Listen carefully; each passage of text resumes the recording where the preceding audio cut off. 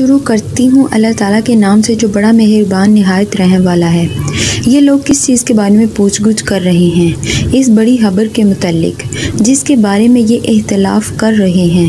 یقیناً یہ ابھی جان لیں گے، پھر بالیقیناً انہیں بہت جلد معلوم ہو جائے گا۔ کیا ہم نے زمین کو فرش نہیں بنایا اور پہاڑوں کو میخیں نہیں بنایا، اور ہم نے تمہیں جوڑا جوڑا پیدا کیا، اور ہم نے تمہاری نیند کو آرام کا سبب بنایا، اور رات کو ہم نے پردہ بنایا، اور دن کو ہم نے وقت روزگار بنایا، اور تمہارے اوپر ہم نے 7 مضبوط آسمان بنائے، اور ایک چمکتا ہوا روشن چراغ یعنی سورج پیدا کیا، اور بدلیوں سے ہم نے بکثرت بہتا ہوا پانی برسایا تاکہ اس سے اناج اور سبزہ اگائیں اور گھنے باغ بھی اگائیں۔ بے شک فیصلے کے دن کا وقت مقرر ہے، جس دن کے سور پھونکا جائے گا، پھر تم فوج در فوج چلے آؤ گے، اور آسمان کھول دیا جائے گا تو اس میں دروازے دروازے ہو جائیں گے اور پہاڑ چلائے جائیں گے، بس وہ سیراب ہو جائیں گے۔ بے شک دوزخ گھات میں ہے، سرکشوں کا ٹھکانہ وہی ہے، اس میں وہ مدتوں تک پڑے رہیں گے، نہ کبھی اس میں ہنگی کا مزہ چکھیں گے نہ پانی کا، سوائے گرم پانی اور بہتی پیپ کے۔ ان کو پورا پورا بدلہ ملے گا۔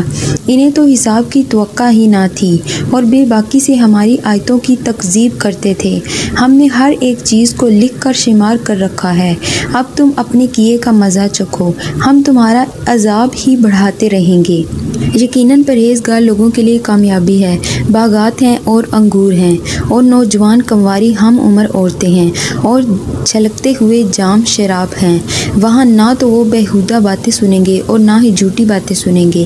ان کو تیرے رب کی طرف سے ان کے نیک اعمال کا بدلہ یہ ملے گا جو کافی انعام ہوگا، اس رب کی طرف سے ملے گا جو کہ آسمانوں کا اور زمین کا اور جو کچھ ان کے درمیان ہے، ان کا پروردگار ہے اور بڑی بخشش کرنے والا ہے۔ کسی کو اس سے بات چیت کرنے کا اختیار نہیں ہوگا۔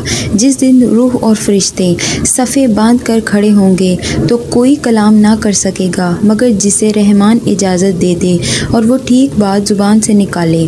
یہ دن حق ہے، اب جو چاہے اپنے رب کے پاس نیک اعمال کر کے ٹھکانہ بنا لے۔ ہم نے عنقریب آنے والے عذاب سے ڈرا دیا اور چوکنا کر دیا ہے، جس دن انسان اپنے ہاتھوں کی کمائی کو دیکھ لے گا اور کافر کہے گا کہ کاش میں مٹی ہو جاتا۔